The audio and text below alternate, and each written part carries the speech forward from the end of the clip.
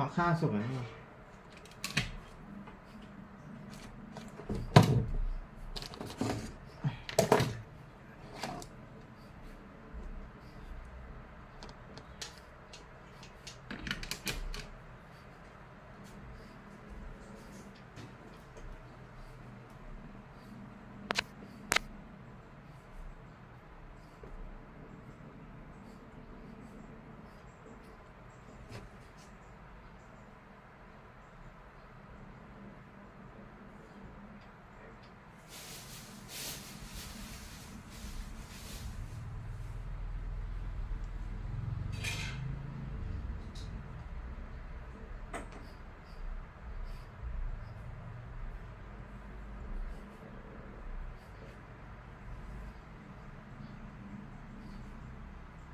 น่าจะ4 โมงนะโอ้4:22แล้วนี่ว่าโอ้ไวมาก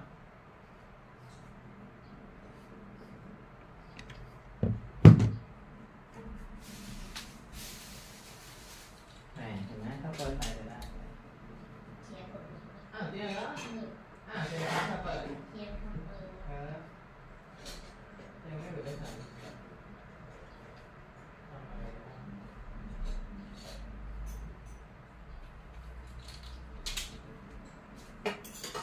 เฮ้ยอย่าบอกนะว่านมหมดแล้วแล้วว่าเราน่าจะลืมไปที่ก่อนก็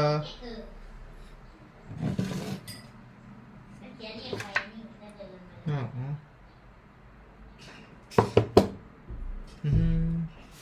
ไม่ร้านชาม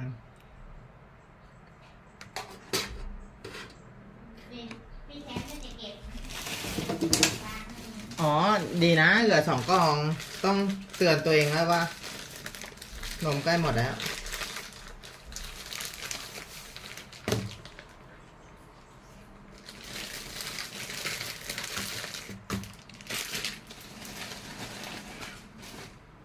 ในโมเย็นไม่ผ่านในจานในจานมีอยู่3 โลก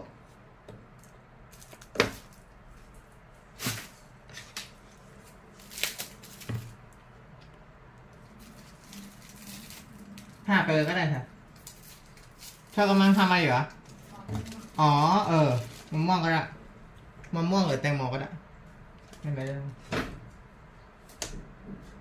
มันไม่เสียมากนะก็ต้องผ่าน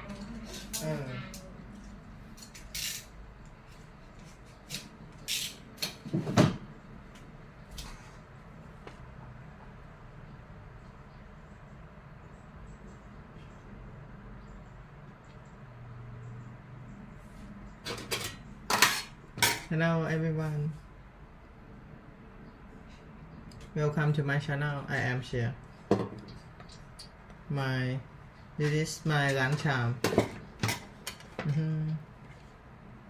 Veggie, milk, and food. A lot of food.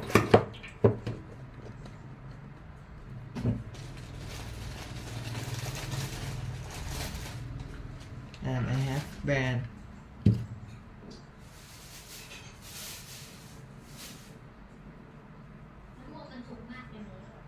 มัน In this very moment, all you have is all you need. What would you like to do? What do you believe you've been destined to do? Sometimes you have to fall back into the dark room and focus on you. You have a date with destiny. You have unfinished business. It's time for you to go back to the drawing board with a new perspective. If you can see it, you can have it. I am Touch. I am the difference maker. I am the game changer. I must work out X amount of times a week. I must evolve. I must go to the next level. I must live in this type of house. I must drive. In this very moment, all you have is all you need. What would you like to do? What do you believe you've been destined to do? Sometimes you have to fall back into the dark room มันสุก and มาก focus on you. แตงโมอีกอ่ะ You have a ไม่ต้องนะ date with destiny. You have unfinished business. It's time for you to go back to the drawing board with a new perspective. If you can see it, you can have it. I am Clutch. I am the difference maker. I am the game changer. I must work out X amount of times a week. I must forgive. I must evolve. I must become. I must retain. I must grow. I must live. I must evolve. I must go to the next level. I must live in this type of house. I must drive this type of car. Perspective is what changes the game. Stop complaining about the divorce. Stop complaining about those job loss. Are you going to complain in the face of conflict, or are you going to seize the opportunity? What if losing your job was the opportunity? What if the divorce is an opportunity? What if the bankruptcy is an opportunity? What if the one you love was an opportunity for you to reconnect with somebody and forgive them? So beside you, that's a snap. You gotta get tired of being broke. I'm talking to that person who grew up without a father. I'm talking to that person that is acquainted with pain. I'm talking to that person that knows what it's like to come from nothing. And so you literally have nothing to lose. And the only thing that's in your head is a dream. The only thing that's in your head is I have what it takes to get to the top of that hill. You must understand that there is more than one path to the top of the mountain. There will be many giants in your life. There will be depression. There will be anxiety. There will be oppression. There will be stress. There will be overwhelm. Will you buckle under the pressure, or will you rise to the occasion? You are not dead yet. You may be tired, but you are not dead. You may be broken, but you are not dead. You may be weary, but you are not dead. You have an opportunity to rise above what happened to you. You gotta make it up in your mind that all you have is all you need.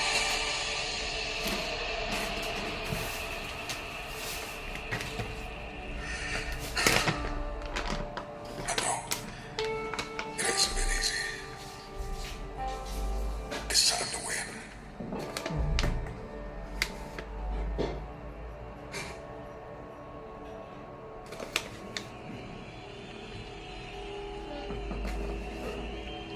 I know what it feels like to be broken.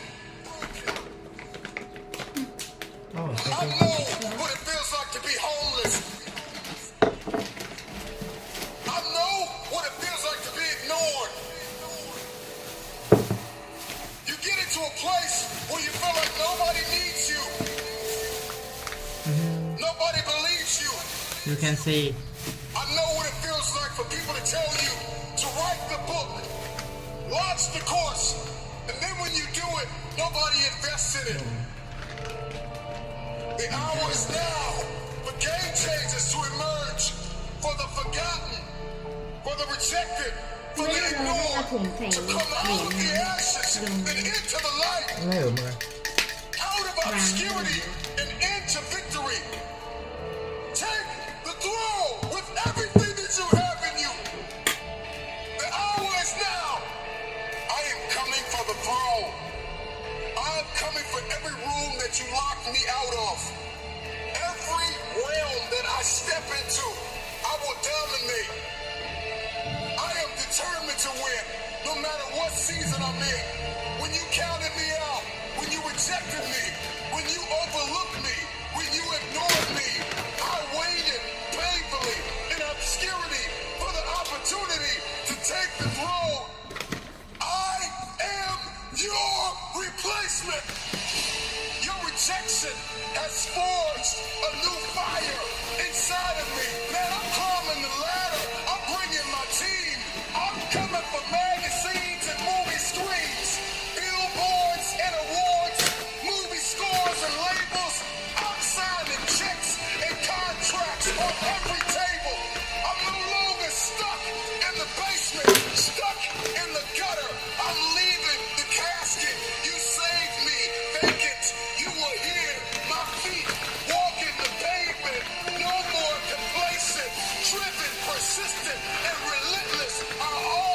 eat with my girlfriend Who am I? I'm sorry, not sorry. I am unapologetically your replacement. I have worked while you have slept. I have learned while you have partied. I have saved while you have spent. And I will live like you dreamed. I am relentless. I am resilient. I will not back down. I will not surrender. I am now an agent of change and transformation. I am your replacement. Every room that I walk in, I will change the game. I'm influencing neighborhoods and towns, startups and corporations, from the forgotten about hoods to the nations. I'm coming to reconstruct and resurrect broken foundations, leaving everybody that rejected me out of the equation. The marathon continues. The Mamba mentality has left the mark. Shout out to the NBA legend, Kobe, and your daughter, Gigi. From Tom Brady to Drew Bledsoe, rain, sleet, or snow. วันนี้เธอหุงข้าวได้อยู่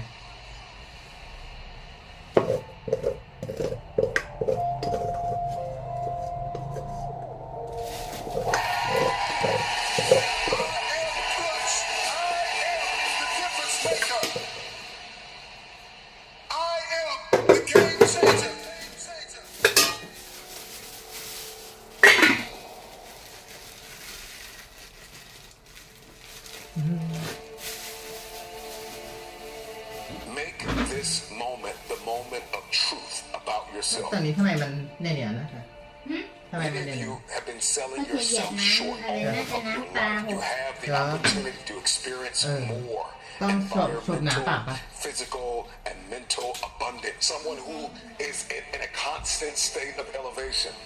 Their self-talk is, I know who I am, I know where I'm going, and I know where I came from. I want to continue the conversation of self-awareness. You know, there are a few quotes that I love I want to share with you as it pertains to the conversation of self-awareness. And the quote is, there is definitely a direct connection between finding your passion and reaching your potential. You will never fulfill your destiny doing work you despise. Passion gives you an advantage over others because one person with passion is greater than จะเหยียบสิ 99 เหยียบถู who ก have นี่เอาเท้า only เท an เย็น interest. Passion gives you energy. Are you aware of what you are doing with your day-to-day time, your grind? Do you like your current relationships? Do you like your circle of influence? Do you like your wardrobe? I think a lot of us, we are programmed to hold on to things that we no longer like. The time is now to step into a place of diligence, hustle, humility, and hunger. The future belongs to the hungry, the humble, the hustler. These are those that will take the throne. There is a new breed of Mamba mentality game changers that in every room that they step in, they are agents of transformation. They are 30,000 feet above the noise.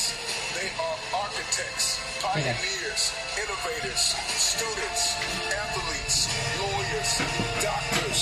I'm sounding the alarm. The new mentality will emerge inside of you. Elevated people know who they are. They know what they believe, the role in life they are presently feeling, their great personal potential. กินปลาดีกว่า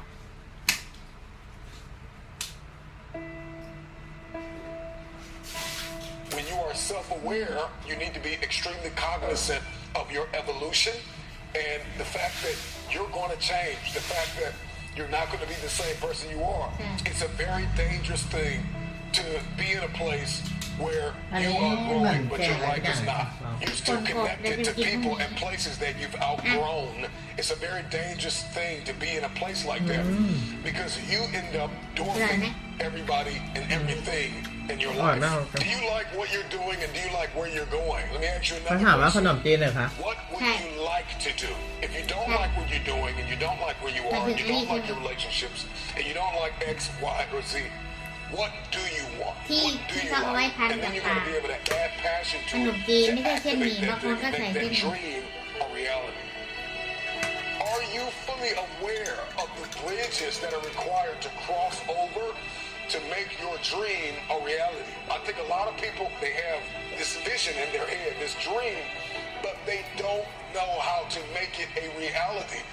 We navigate through life and we keep missing the bridges to bridge the gap between dream and reality. So do you know what is required of you? Are you aware of what is required of you to make happen what you see only in your head? I want to give you another quote.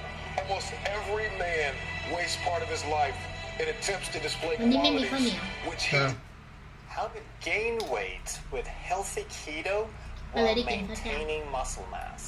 While the vast majority of people go into keto and intermittent fasting because they want to lose weight, there are also people who are thin and yet have insulin resistance or diabetes, or there are also those people who would like to gain weight but they don't want to eat a bunch of sugar and carbs and grains and junk food. So if you have trouble gaining weight, what do? That's today's topic, and we're going to cover all the angles. You know exactly how it works. Coming right up. I'm Dr. Ekberg. I'm a holistic doctor and a former Olympic decathlete. And if you want to truly master health by understanding how the body really works, make sure you subscribe and hit that notification bell so that you don't miss anything. The vast majority of advice about keto and intermittent fasting is aimed at people who are trying to lose weight, reverse diabetes, or insulin resistance. So just a quick recap that with those people, the people who are overweight and insulin resistant, whether it's full-blown diabetes or not, they are trying to reduce insulin, they're trying to reduce the stress hormone cortisol, they're trying to increase growth hormone, they're trying to reduce calories, and they're trying to reduce carbs. So that's the standard advice. And today we're going to talk about a couple of other cases where someone is either underweight or they just don't want to lose anymore, but they're still insulin resistant. They still have diabetes or they need to reverse their insulin levels. And we also have people who are underweight but insulin sensitive. They eat, no matter what they eat, it seems like they just can't gain weight. So if they're underweight and insulin resistant, the only change is that they're going to try to increase the calories. Okay, all the other steps are going to be identical. You still want to reduce insulin, you still want to reduce cortisol, you still want to increase growth hormone, and you still want to cut carbs. And when we say increase calories and reduce calories, the thing is that with keto and intermittent fasting, you're not trying to count calories or reduce calories. It just ends up that you eat less because you end up being full as you're burning the fat off the body. You get less hungry. You're satiated longer. You can go longer between meals and you eat less. So that can be a problem when someone's trying to gain weight because the mechanism is still there, that they're not as hungry. So these people are going to have to try to eat more, and we'll talk about that. So that's really the only difference. Someone who is underweight and insulin sensitive, they're not trying to reduce insulin resistance, they're just not wanting to eat junk so that they develop problems over time and raise insulin resistance. So their insulin, they're trying to keep it about the same. They don't want to increase it, they don't need to decrease it. They still don't want to have more cortisol. Cortisol should be kept at a minimum or normal, what is appropriate for a normal, healthy, balanced life. So they don't want to start doing things to increase cortisol just to become more insulin resistant. Cortisol is destructive and it is muscle wasting. It's protein wasting. So all of these people, we are assuming that obviously they want to maintain their muscle. They're either trying to lose weight by losing fat, or they're trying to gain weight by gaining muscle, maybe a little fat as well. Growth hormone, everybody wants to increase because that's how you build muscle. Growth hormone is the hormone that builds muscle. ผักอย่างนี้กินดีกว่า And these people also are going to have to want to increase their calories as much as possible. So these people can increase carbs or maybe stay the same depending on where they are. They don't want to start loading up on carbs, and especially they don't want to start eating a bunch of junk carbs like processed carbs, sugar, grain, etc. They can eat some beans and some starchy vegetables like sweet potato, various different tubers.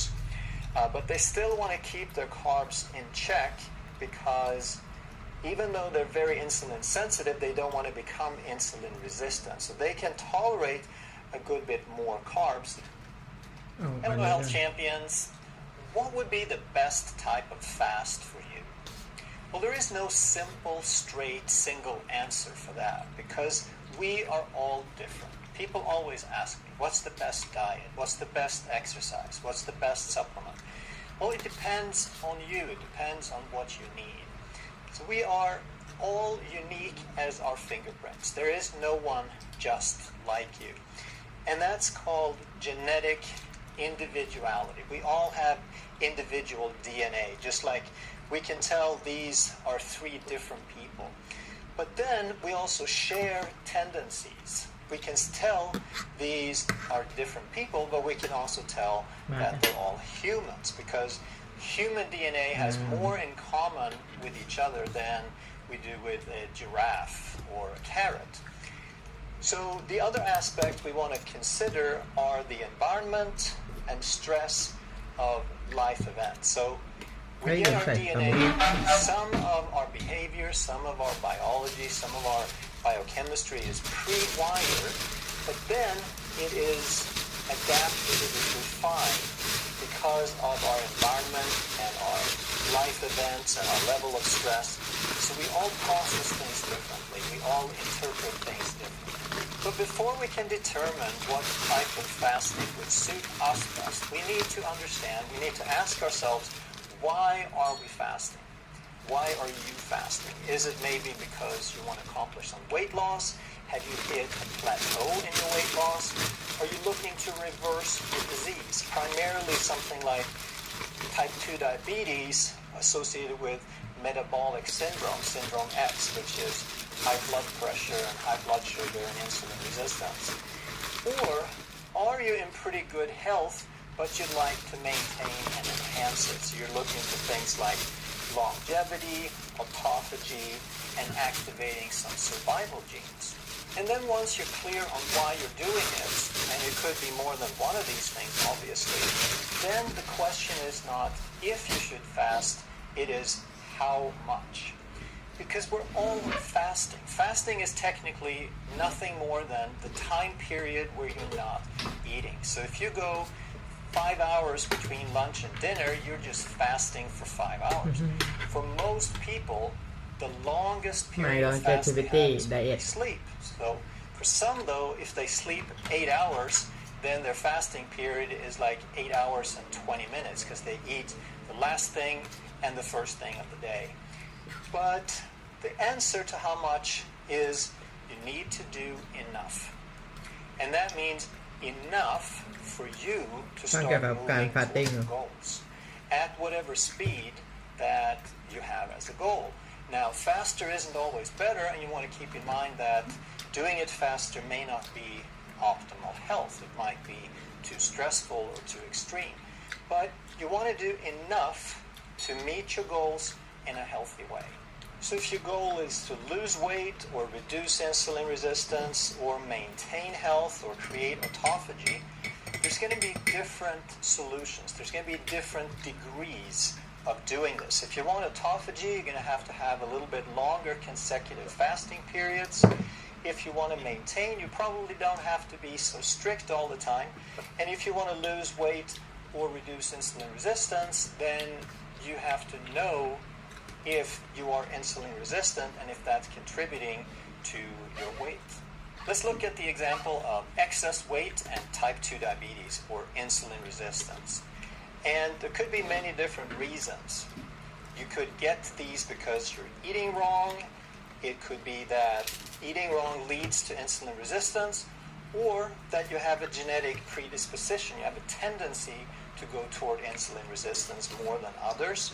And this could lead to stubborn weight, and then the stubborn weight could have other reasons as well. It could be that you have over years of yo-yo dieting and starving yourself, you've changed the set point where even though you're 50 or 100 pounds overweight, your body set point thinks that's where you need to be. So anytime that you eat less, your body expends less. It's ส่วนมาก not กินเปล่าๆ saving เราจะเป็นคน if ทำให้ you เสีย put นะ less in. It could be due to inflammation, maybe from food sensitivities, maybe leaky gut, maybe autoimmunity, and it could be hypothyroid. If your thyroid is underperforming, the thyroid is the metabolic thermostat of your body. So if it starts underperforming, it's like your whole metabolism goes down a notch. So learning to understand about these will help. And you also want to start measuring certain things. There's no single measure that will give you the complete answer, but there are certain things that you definitely want to measure to understand more. And while we don't want to focus all our attention on glucose, it is the simplest and the single best marker to start with. You can do it yourself. You can do it cheaply several times a day. So let's say that you have a glucose level of 150 milligrams per deciliter.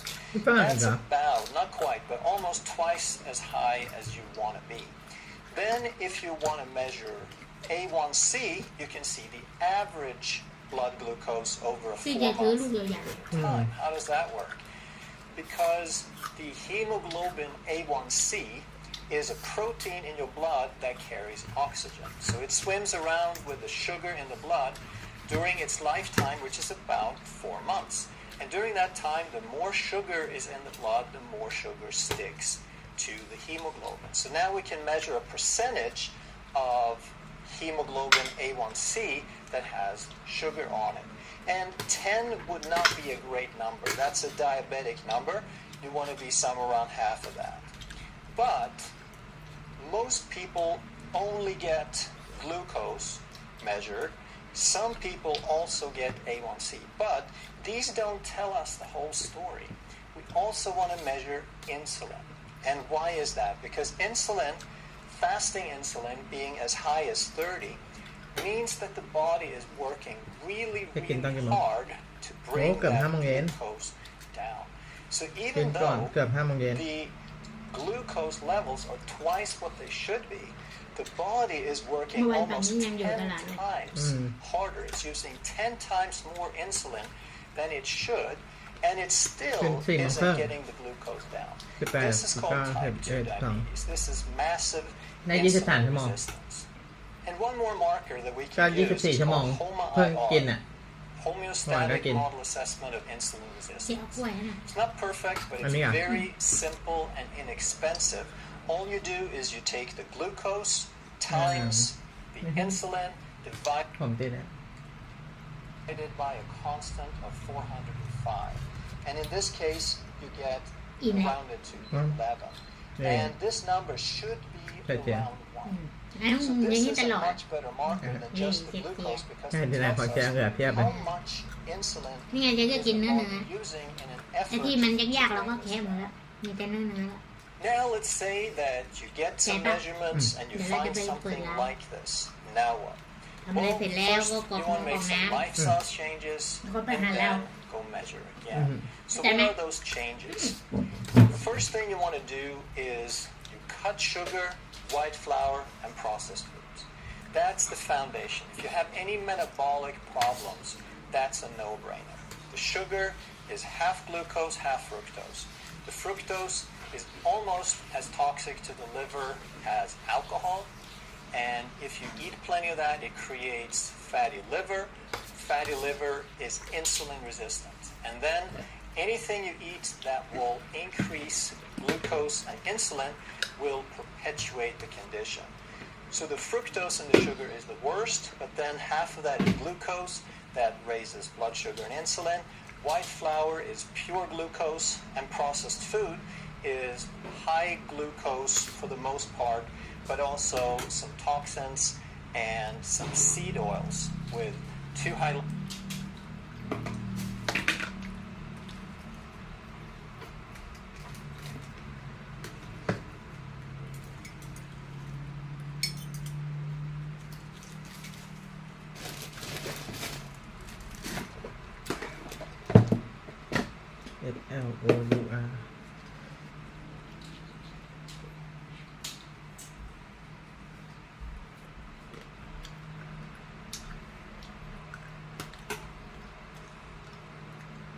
ไปแล้วเหรอ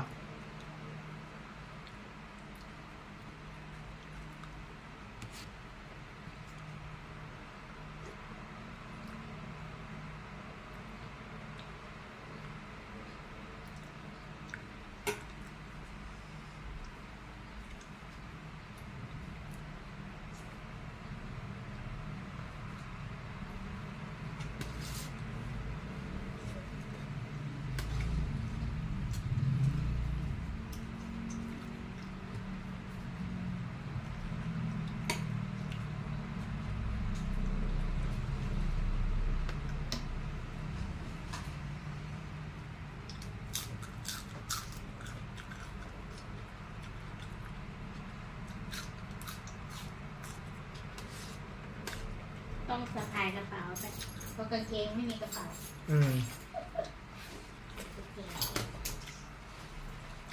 ตื้ออิ่ม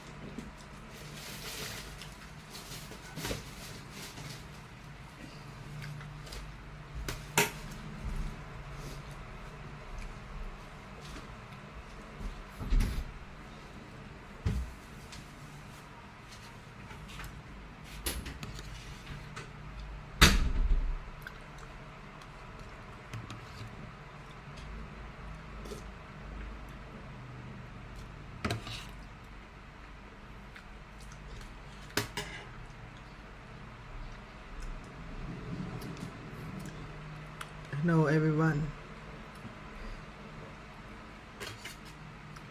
Eat with me.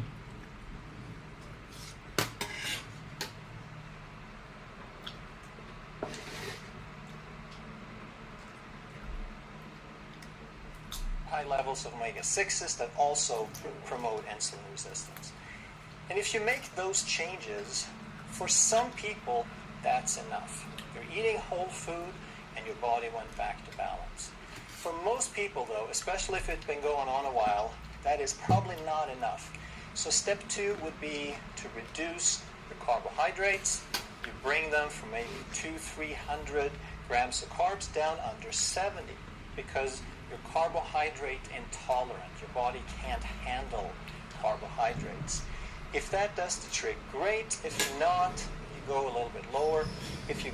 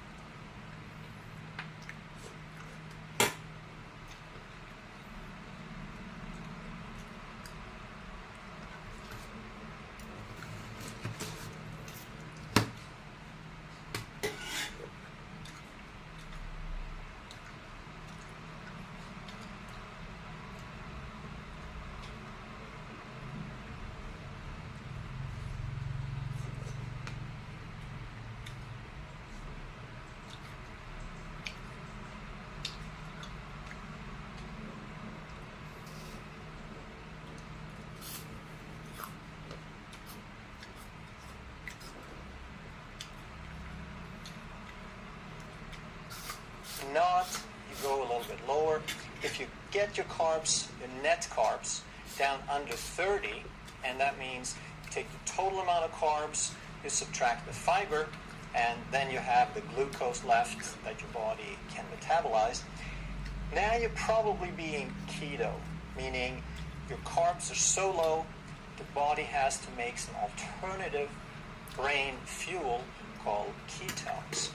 And for some people that's 30 grams, for some people it's even lower.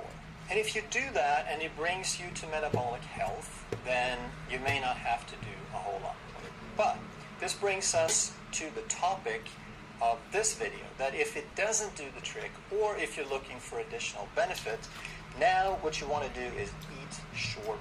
And that means that you compress your feeding window. You eat your meals during a shorter period of time during the day. So for some people, they might only have 8 hours of fasting because that's how long they sleep. Now, if you just compress that window a little bit, the feeding window, you could end up with 12 hours of fasting, 12 hours of eating.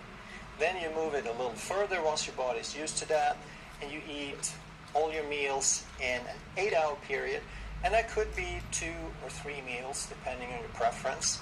If that does the trick, great. If not, go down to a 6-hour feeding window. And it's not as hard as it sounds. Once you start implementing these changes, getting metabolically adapted, and changing some pathways and some habits in your body, then 2 meals within 6 hours is easy. Then the question is, once you've done this, is that enough? Well, let's go back and check. Remember this? We found this the first time. Now we have applied our changes for 2 to 3 months, and we go back and check. And lo and behold, our glucose is down from a diabetic level to a healthy level of about 85. Our A1C is into a healthy level of 5.3. So if we just based our diagnosis, our understanding on glucose, short-term and long-term, then we would think that we have solved the problem. And we would not understand why we still have stubborn weight. Why do we still have these different issues? Until we measure insulin. And again, this is not the whole answer, but it's one more step toward understanding.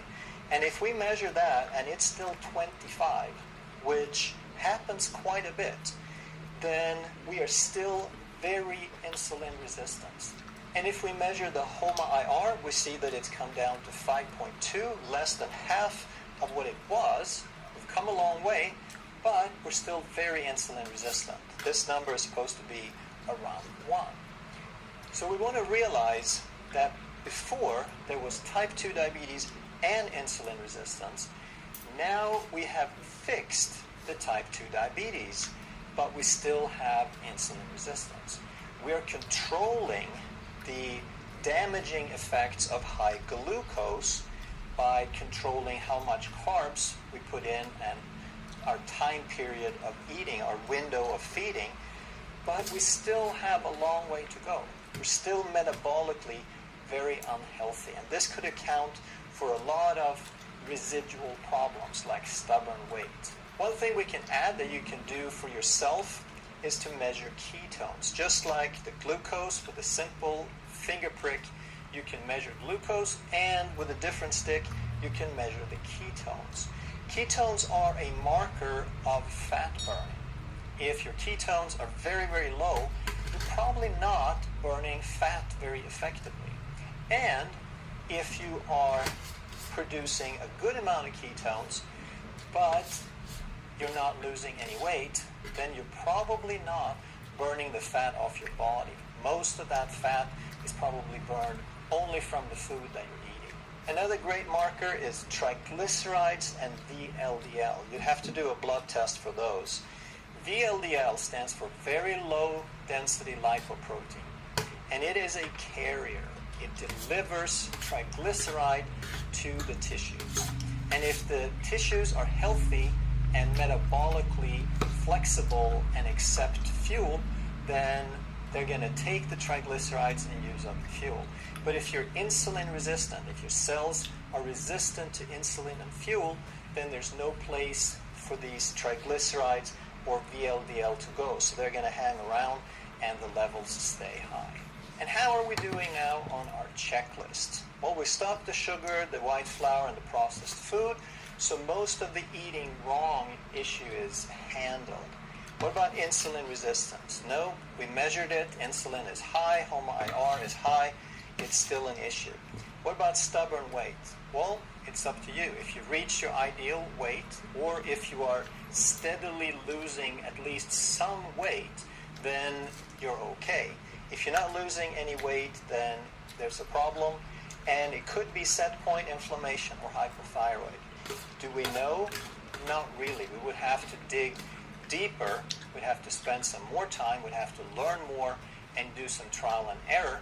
But at least we know more than we did, and we know a little bit more about what it isn't. So if you need some additional leverage against insulin resistance, you have some insulin resistance tools, just like the carpenter has his tools. And the first one would be to reduce sugar. The second would be to reduce carbohydrates, because both of those promote insulin resistance, so you reduce it.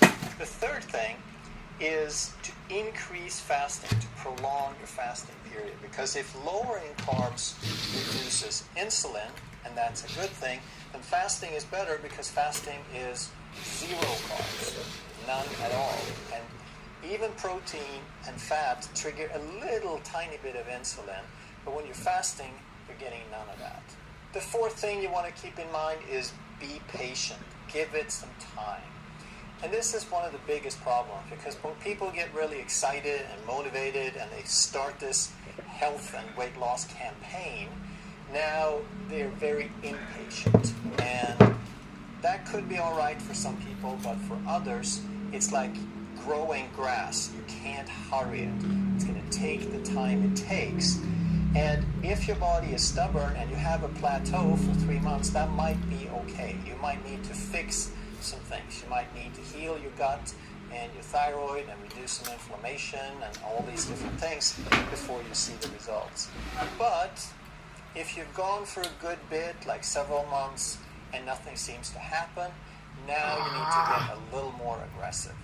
And one way that you can be a little more aggressive is to increase your fasting some more. So if you were doing 18 hours of fasting, the next step would be 1 meal a day.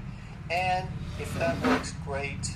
If not, then you would have to step it up and do 1 meal every other day. And I've had some people who were just totally stuck, even doing keto, 1 meal a day, nothing really happened. But once they went to 1 meal every other day, now the fasting period went from 20 plus to 40 plus hours. And what happens then is, every time you don't eat, for the time period you don't eat, your insulin will drop. So going from 20 to 40 is a huge difference. But also, when you're not eating for that long, your body is absolutely forced to start using some fat from the body for fuel. But here's the problem. There is a balance. Fasting is kind of self-limiting because you can't go forever. If there was only benefits with not eating, then let's just never eat again. But we also have to provide some nutrients and some fuels and some resources and building materials for the body. So there's this trade-off.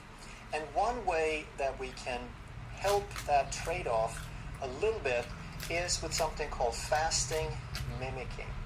And this is hugely misunderstood because there's a lot of fasting people who are sort of purists. They say, if I'm going to do it, I'm going to do it right, I'm going to do it all the way. They feel like fasting, mimicking is cheating or not doing it all the way.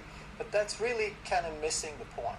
So when you're doing fasting mimicking, the whole idea is to keep your proteins and your calories low. Less than 500 calories a day and less than 18 grams of protein. That's for a small to average sized person. If you're a little bit larger, you might get away with about 50% more than that. But the key is to keep the protein low, because autophagy drives this process, and it increases growth hormone. And protein is one of the most sensitive indicators for autophagy. So anytime protein goes up, you shut down the autophagy and a lot of that growth hormone. And there's lots of prepared programs. There's expensive packages you can buy, but it's really not that complicated. Just eat a bunch of vegetables. You can have big salads. You can have steamed vegetables. You can cook a vegetable soup. Just don't use a whole bunch of bone broth, because bone broth is high in protein. So if you use it, read the labels and measure how much so you don't overdo it. And typically with fasting mimicking, they tell you to do it 2 days a week and then to eat normally whatever that is for 5 days a week. And it's not that that is the way to do it, but it's presented as a way that people can wrap their heads around. It feels attainable for a lot of people, and if they can get more people to do it, then there's good benefit to that. But you can use it as much or as little as you like to meet your needs. You could do it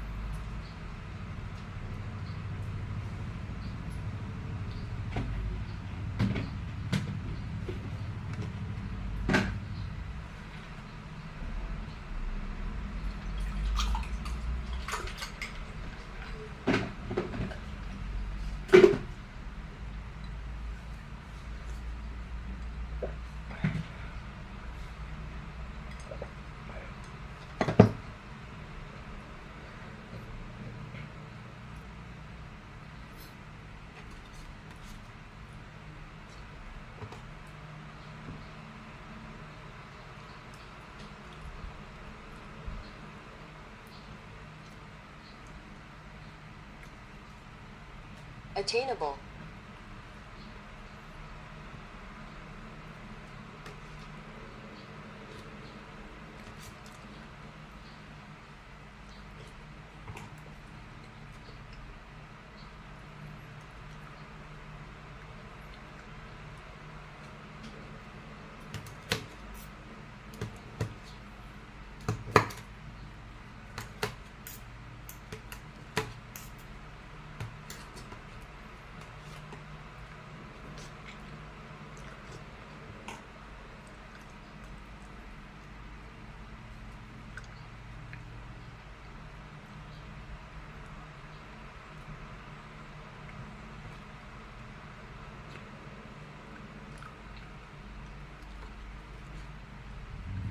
like to meet your needs. You can do it every other day, you can do it 3 days a week, whatever you like.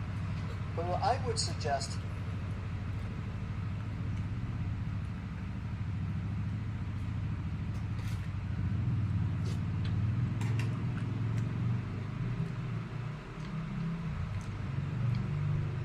ครับคุณเฟรม ฮัลโหลครับสวัสดีครับคุณเชียร์ครับ ครับ คุณเชียร์โอนเงินให้ผมหรือยังครับ โอนให้ไปนานนะครับ2 ชั่วโมงเท่าไหร่ครับ โอเคครับผมครับขอบคุณมากครับ มันไม่เข้าในบัญชีอะครับหรือว่ายังไง 810 บาท คุณเชียร์โอนมาเท่าไหร่ครับ 810 บาทครับ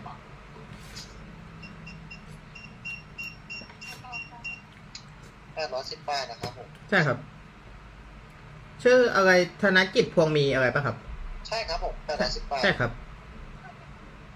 เข้าอย่างครับ ของคุณเชียร์โอเคครับผม โอเค ขอบ ครั คุ บ ณมากครับ คุณเฟรมมีไลน์ไหมครับ มีไลน์ครับไลน์ผมไม่เล่น ผมจะได้ส่งสลิปให้ไงเวลาผมโอนเสร็จแล้ว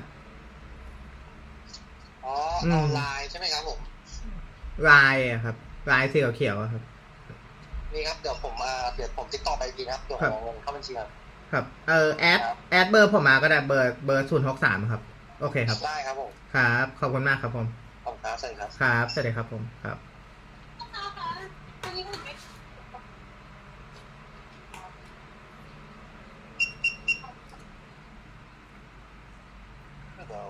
is that once you understand these principles, now you can start combining these yourself and see how they work for you. So let's say that you did one meal a day on alternate days, and then you did fasting mimicking on the other days. That's a whole lot easier than doing one meal every other day. And here are the benefits. First of all, it's easier because you get to eat something on the days off, so to speak. And the other part is you also get to maintain some nutrients. You get to feed yourself, you get some satisfaction, and you're providing some vitamins and, most importantly, minerals. Vegetables, plants, non-starchy vegetables are very high in the minerals that you tend to lose on a very low carb or a fasting diet. But like I said in the beginning, there's some people who don't have a weight problem, they don't have a health issue, they feel pretty good, they just want to make sure it stays that way. That's called maintenance. And it's still a really good idea to monitor. Even if you have gotten all your blood work to the level that you want to monitor so that you can see if it changes. Because if this insulin starts creeping up because you slip a little bit on your diet, or simply because you get older, you might be less active, your muscle mass might reduce. You don't want to let 10, 15, 20 years pass. You want to check this yearly, or at least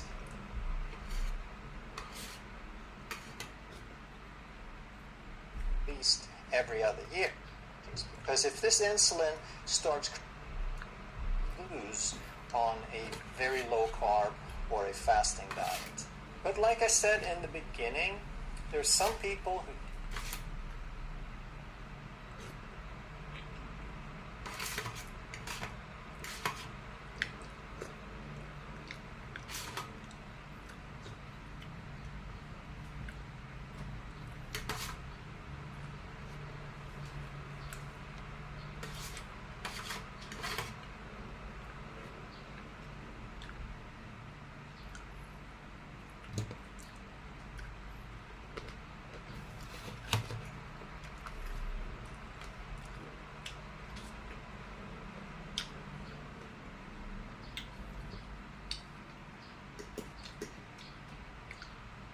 don't have a health issue, they feel pretty good, they just want to make sure it stays that way. That's called maintenance. And it's still a really good idea to monitor. Even if you have gotten all your blood work to the level that you want to monitor so that you can see if it changes. Because if this insulin starts creeping up because you slip a little bit on your diet, or simply because you get older, you might be less active, your muscle mass might reduce. You don't want to let 10, 15, 20 years pass. You want to check this yearly, or at least every other year, and that is the way that you can maintain this. So for most people, what maintaining means, if you have learned a low carb and intermittent fasting lifestyle and that works for you, then you could eat one meal a day, you could eat 2 meals a day, or you could even eat 3 meals a day in a shorter time period, something like 8 to 10 hours. But if you've had some metabolic problems in the past, chances are you want to go with a little bit shorter time period, such as 1 meal a day or maybe 2 meals in about 6 to 8 hours. This is what I do most of the time, and it's just what I feel like and what's convenient. And then we get to the topic of autophagy, longevity, immunity, survival genes, fighting cancer. And this is where fasting can be very, very powerful, but for most people it's not something you want to do all the time. Autophagy typically is sort of flatlined, and it just barely starts rising at about 18 hours. So this is not an on-off switch. Like people often ask, when does it start? Again, it's different for different people. It's difficult to measure, but it is a mechanism that kicks in when we don't eat for a longer period of time. So nothing really happens for about 18 hours, and then it slowly starts climbing, and then it increases strongly for about 3 to 5 days. So if you do 3 to 5 days of fasting, you will probably get about as much benefit from autophagy and growth hormone as you will get. But if you're in maintenance, then I don't believe that is better. If you have a condition, if you have cancer, you need to talk to someone who's an expert in that area who can advise you. But if you're just maintaining, I think that a good rate is about 2 to 4 times a year. I currently probably do twice a year, but it's not like on the dot every 6 months. It depends on what my life looks like and when I can fit it in and when I feel like fitting it in. If you enjoyed this video, you're going to love that one. And if you truly want to master health by understanding how the body really works, make sure you subscribe, hit that bell, and turn on all the notifications so you never miss a life-saving. I gotta start with this. So